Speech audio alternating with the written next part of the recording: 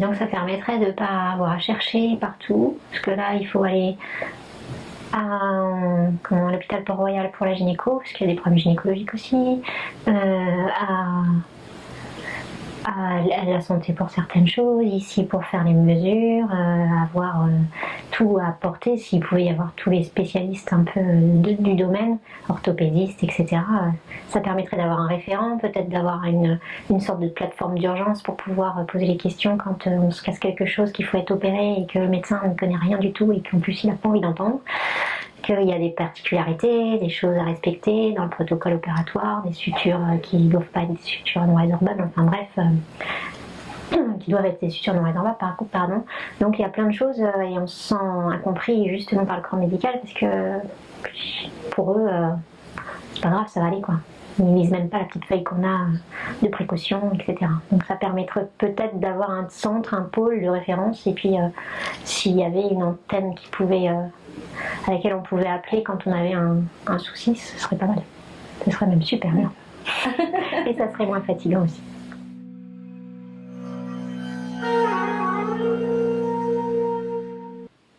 La réponse est non. Et le même fermement non. C'est très étonnant, il est très étonnant qu'une maladie quand même aussi fréquente ne soit jamais diagnostiquée pratiquement, ou avec un tel retard. C'est catastrophique pour les personnes. Et d'autre part, la sévérité de cette maladie existe. Les personnes sont fragiles. Alors, elles sont fragiles sur le plan physique. On a parlé des hémorragies. On saigne facilement. Si on prend des anticoagulants, par exemple, parce qu'on pense qu'il y a une phlébite, diagnostic difficile dans le syndrome, mais on risque des hémorragies très graves. Si on opère et qu'on ne sait pas qu'il y a le syndrome, ça peut saigner l'opération, et en même temps ça cicatrise mal. Et puis il y a d'autres complications qui peuvent survenir, les tissus sont fragiles. Un chirurgien, dans un enseignement qu'on a fait, qui opérait une vésicule, parce qu'il y a des accidents avec les vésicules. On a beaucoup plus de calculs de la vésicule dans cette maladie qu'ailleurs. Il faut les enlever parce que la vésicule est fragile. On peut être perforé, ça fait des péritonites. Les péritonites, les gens connaissent ça à cause de l'appendicite. Et justement, c'est dangereux. Et c'est peut-être mortel. Et ça fait longtemps que vous avez ça? Oui, ça fait très longtemps. Sans savoir ce que c'était? Non, on m'a dit toujours de l'arthrose ou psychologique. Vous aviez vu des médecins qui vous disaient? Oui. D'accord. Et est-ce que vous savez quel type de SED vous avez? Hypermobile. D'accord. Oui. Est-ce que vous avez des impacts sur votre quotidien? Oui, parce que je peux plus conduire longtemps. Quand je reste assise trop longtemps, j'ai mal au dos. J'arrive plus à ouvrir, les bouteilles d'eau, tout ça, j'arrive plus à les ouvrir. Il y a beaucoup de choses. Ouais. D'accord. Et combien de temps vous avez attendu pour avoir ce rendez-vous aujourd'hui pour vos vêtements? Oh, j'ai pas attendu longtemps. Honnêtement, non, je crois que ça fait 15 jours à peu près que j'ai téléphoné. D'accord. Enfin, j'ai trouvé le temps surtout. C'est surtout le temps qui me manquait à moi.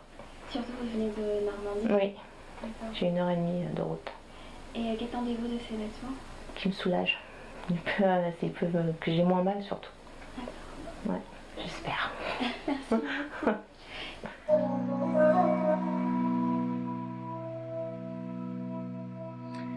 Oui, la différence est fondamentale et explique probablement la difficulté des confrères à s'adapter à la situation.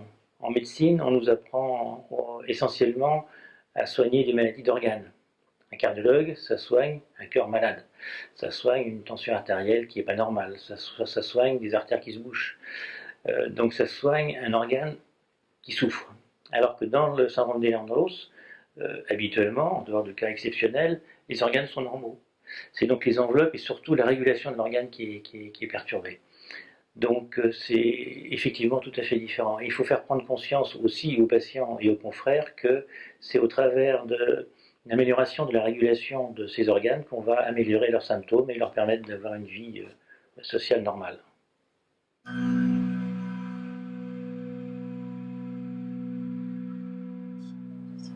Effectivement, parfois on est un peu démuni pour plusieurs raisons. Il y a une raison qui est thérapeutique. Parfois, on est limité par les moyens qu'on peut proposer aux patients. D'autant plus quand la pathologie, elle n'était pas prise en charge assez rapidement. quand il y a un retard diagnostique très long. Et là, généralement, pour enrayer une douleur qui date de plus de 23 ans, c'est quand même un peu plus compliqué. Il y a une prise en charge pluridimensionnelle de cette douleur et de la souffrance de ce patient. Et au niveau pharmacologique, parfois, on est effectivement diminué. Contrairement à la prise en charge quand elle est plus précoce, où on peut améliorer les patients facilement et éviter l'installation d'un tableau douloureux chronique. Quand je vais chez mon médecin traitant, je me sens pas du tout soutenue. Je me sens pas du tout. Il me comprend pas.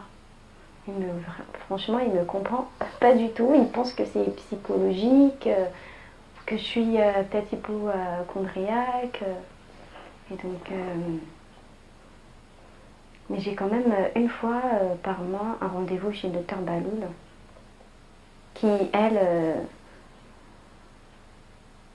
connaît très bien la maladie, et donc elle me comprend, et c'est réconfortant de se sentir compris, de se sentir... on ne se sent pas seul dans la maladie. Et donc... c'est vrai que depuis que ça fait à peu près 1 an et demi que je la vois, bah, ça va beaucoup mieux. Ça va mieux dans le sens où j'ai quand même...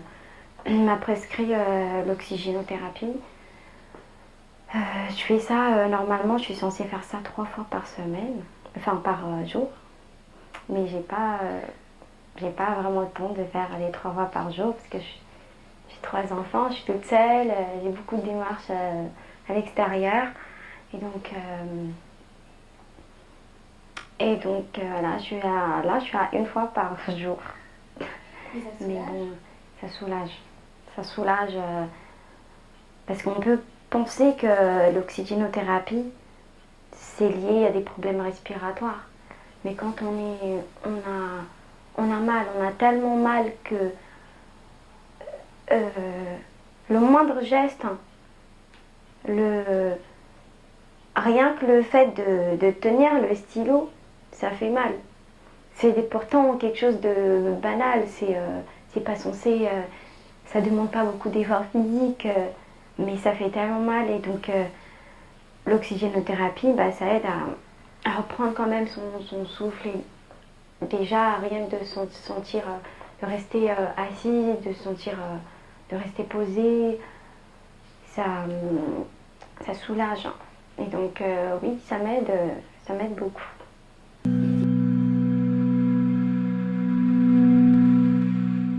Ah, c'est difficile parce que les symptômes peuvent être banaux pris isolément. Et en fait, c'est la réunion de symptômes divers qui peut l'évoquer. Mais globalement, ce sont des gens qui sont des patients, qui sont fatigués, qui sont douloureux, dont les douleurs sont chroniques mais changent un peu d'endroit, d'intensité au jour le jour, sont inconstantes. Et puis ensuite, après, il y a des signes cliniques plus voilà, de ces douleurs.